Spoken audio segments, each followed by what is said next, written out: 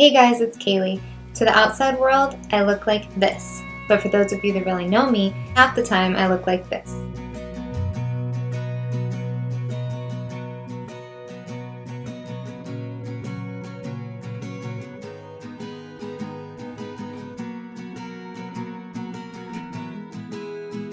Okay, enough with those attractive photos.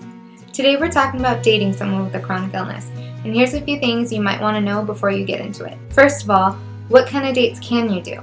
So you might be thinking a nice movie, dinner, maybe a walk on the beach or around the park.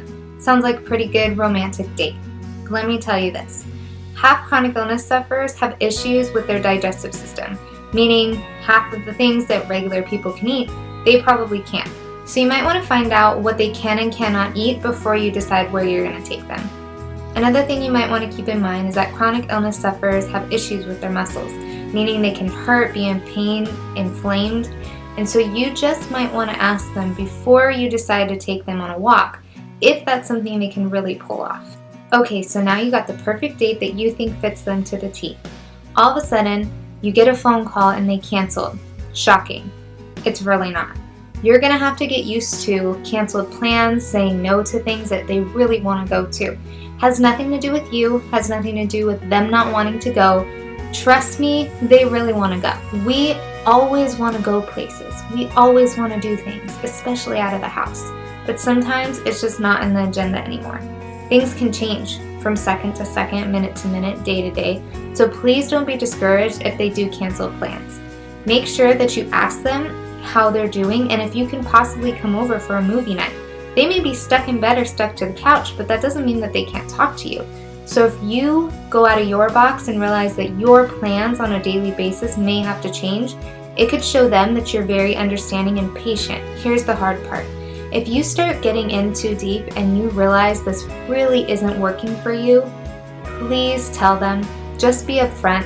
They know that this lifestyle is not for everyone.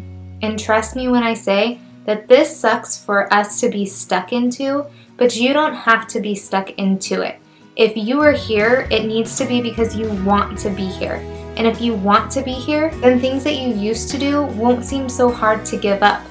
But if you're just doing it because you think you should, or it's the right thing to do because you don't want to break up with somebody just because they're sick, it really isn't helping anybody, and it honestly is just uncomfortable because we can feel and sense whether you actually want to be here or not. Surgeries, hospitals, doctor's appointments. Those are things you're probably going to have to get used to going to if you stick around. Now that might mean waiting in their waiting room for like 5 hours during the surgery. You're going to have to get used to it. Please know that they don't want to be there either.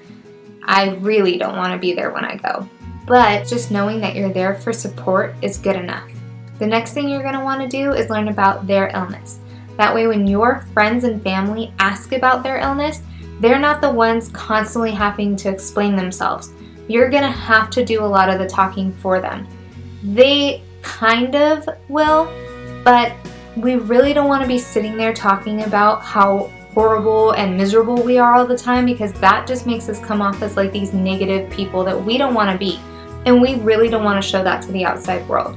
We may confide in you, and we need you to possibly translate that to your family and friends, because they're not ours. They're your family and friends, and you know how to best talk to them, not us. Now you're past all the awkwardness, and everybody knows about their illness. And now you guys are traveling together. And when I mean traveling, I mean maybe to the market and back.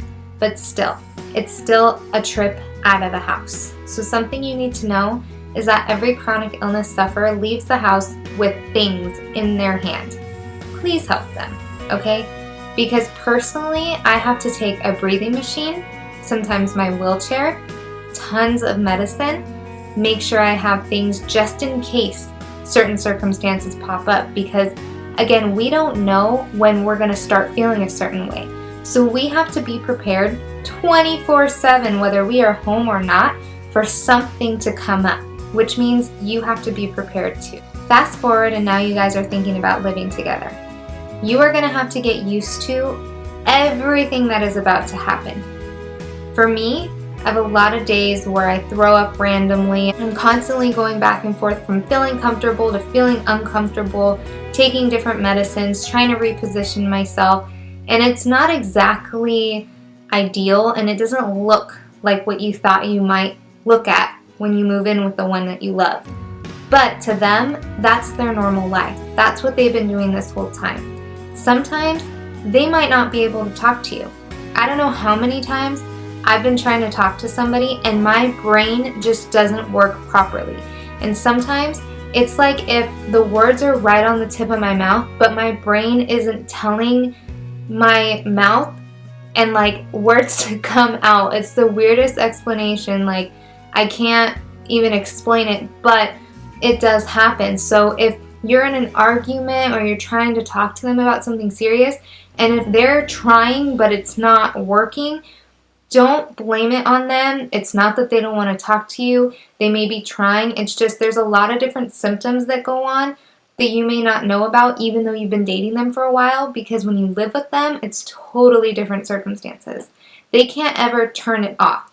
If you are on dates with them, they can try to be their best self at that moment, but when you live with them, there is no pretending anymore. There is no trying to be your best self, because you have to be comfortable enough to know that they're not going to be at their semi-best all the time when you live with them.